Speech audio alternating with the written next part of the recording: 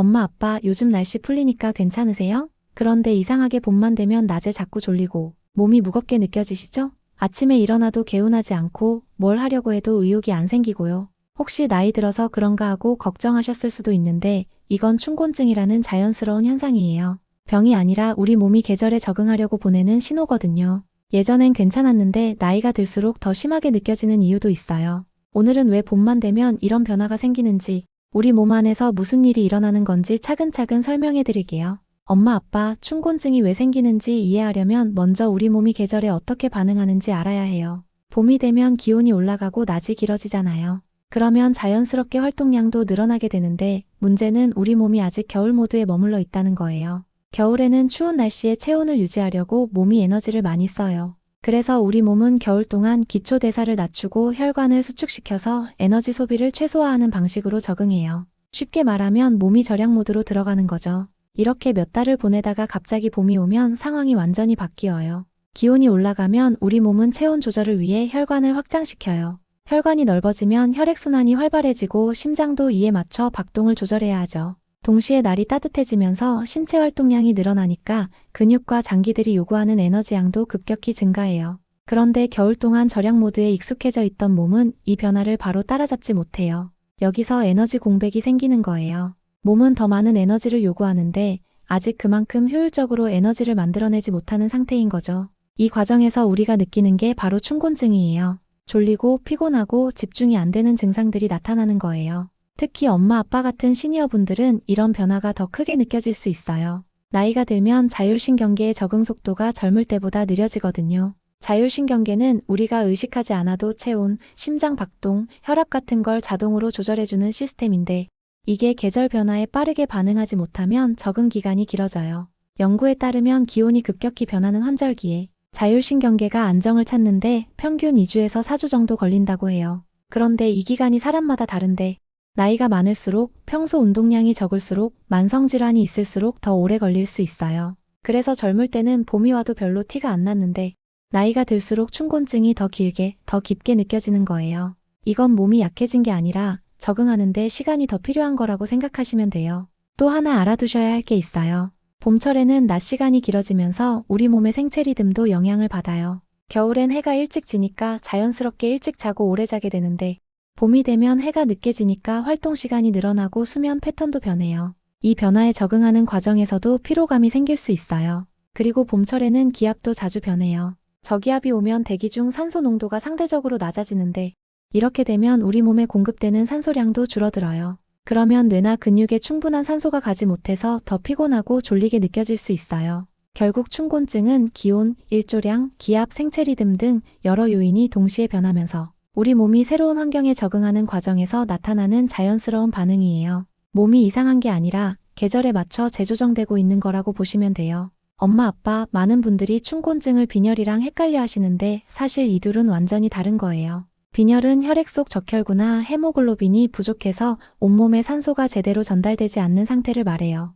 하지만 춘곤증은 혈액이 부족한 게 아니라 혈액이 쓰이는 곳이 바뀌는 과정에서 생기는 거예요. 봄이 되면 우리 몸에서 혈액이 필요한 곳이 달라져요. 겨울에는 추위로부터 몸을 보호하기 위해 중요한 장기들, 그러니까 뇌나 심장, 폐 같은 곳으로 혈액이 집중적으로 공급돼요. 혈관도 수축되어 있어서 혈액이 몸 중심부에 모여 있는 상태죠. 그런데 봄이 되면 기온이 올라가면서 혈관이 확장돼요. 그러면 혈액이 피부 쪽으로 많이 흐르게 되고 근육도 활동량이 늘어나니까 더 많은 혈류를 요구해요. 소화기관도 마찬가지예요. 날씨가 따뜻해지면 식욕이 돌아오고 소화활동도 활발해지니까 위나 장으로 가는 혈류량도 늘어나요. 이렇게 여러 곳에서 혈액을 필요로 하게 되면 상대적으로 뇌로 가는 혈류량이 줄어들 수 있어요. 뇌는 우리 몸에서 에너지를 가장 많이 쓰는 기관이거든요. 몸무게의 2%밖에 안 되는데도 전체 산소의 20% 정도를 쓸 만큼 예민한 곳이에요. 뇌로 가는 혈류가 조금만 줄어들어도 우리는 바로 증상을 느껴요. 머리가 멍하고 졸리고 집중력이 떨어지고 기억력도 흐릿해지는 거죠.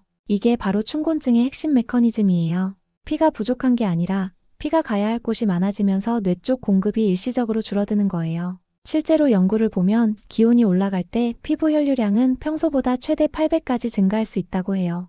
이건 체온을 조절하기 위해 열을 밖으로 내보내야 하기 때문이에요. 그런데 전체 혈액량은 정해져 있으니까 어딘가로 많이 가면 다른 곳은 상대적으로 줄어들 수밖에 없죠. 여기에 식사 후 소화 과정도 영향을 줘요. 밥을 먹고 나면 소화를 위해 위장으로 혈액이 몰리잖아요.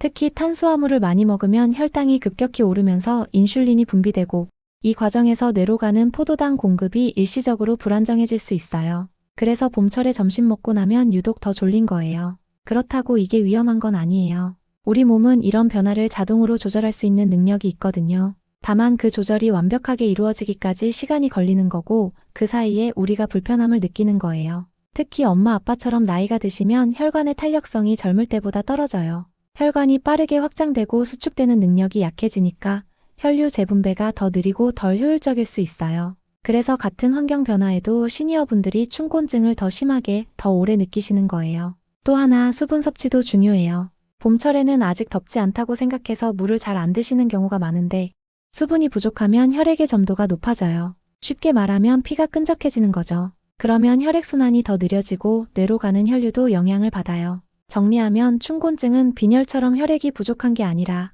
계절 변화에 따라 혈액이 필요한 곳이 바뀌면서 일시적으로 뇌 쪽 공급이 줄어들어서 생기는 거예요. 이건 우리 몸이 봄에 적응하려고 하는 정상적인 반응이에요. 다만 이 상태가 너무 오래가면 일상생활에 지장이 생길 수 있으니까 어떻게 관리하느냐가 중요해요. 엄마, 아빠, 춘곤증 자체는 자연스러운 현상이지만 어떤 습관들은 이 증상을 훨씬 더 심하고 길게 만들 수 있어요. 특히 겨울 동안 몸에 배인 습관들이 봄에도 그대로 이어지면 문제가 될 수 있어요. 먼저 수면 패턴이에요.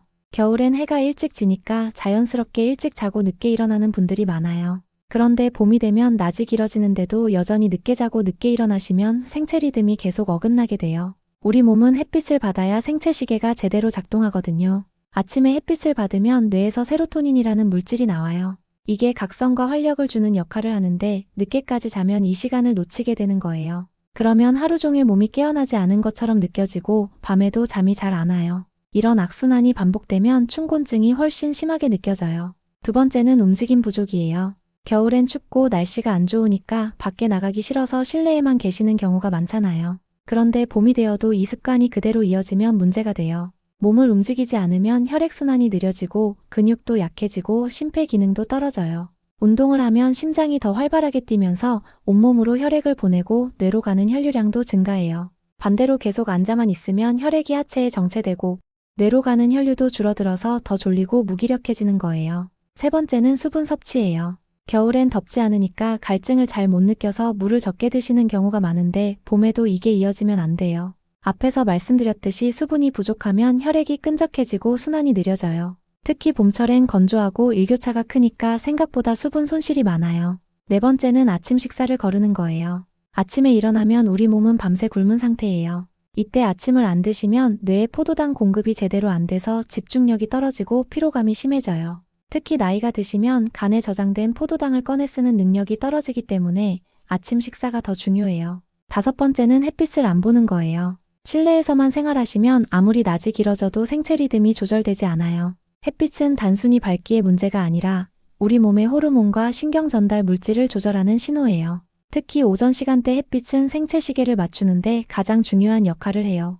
여섯 번째는 카페인으로 버티는 거예요. 졸리니까 커피를 계속 마시는 분들이 많은데 카페인은 일시적으로 각성 효과를 주지만 근본적인 해결책은 아니에요. 오히려 과하게 섭취하면 밤에 잠을 방해하고 다음날 더 피곤하게 만들어요. 카페인은 섭취 후 5시간에서 7시간 정도 몸에 남아있으니까 오후에 마시면 수면에 영향을 줄 수 있어요. 일곱 번째는 식사 패턴이에요. 봄철에 입맛이 없다고 식사를 대충 하시거나 반대로 급하게 많이 드시면 혈당이 급격히 변해요. 혈당이 급격히 오르면 인슐린이 많이 나오고 그 후에 혈당이 떨어지면서 피로감과 졸음이 더 심해져요. 특히 탄수화물 위주로만 드시면 이런 현상이 더 심해요.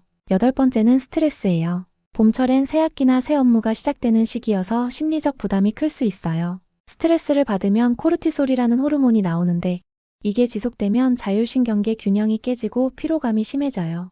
이런 습관들은 단독으로도 문제지만 여러 개가 겹치면 춘곤증을 훨씬 더 오래, 더 심하게 만들어요. 몸이 계절에 적응하려고 하는데 생활 습관이 계속 방해하는 셈이죠. 그래서 춘곤증이 한 달 넘게 계속된다면 몸 자체의 문제보다는 생활 리듬을 먼저 점검해봐야 해요. 중요한 건 이런 습관들은 하나씩만 바꿔도 큰 차이를 만들 수 있다는 거예요. 갑자기 다 바꾸려고 하지 마시고 가장 쉬운 것부터 천천히 시도해보시면 좋겠어요. 엄마, 아빠, 지금까지 춘곤증이 왜 생기고 우리 몸에서 무슨 일이 일어나는지, 어떤 습관이 문제가 될 수 있는지 말씀드렸어요. 이제 마지막으로 정리하면서 춘곤증을 어떻게 받아들이면 좋을지 이야기해 볼게요. 많은 분들이 춘곤증을 없애야 할 적처럼 생각하세요. 빨리 없애려고 억지로 카페인을 많이 마시거나 반대로 너무 많이 자려고 하시는데 사실 춘곤증은 없애야 할 게 아니에요.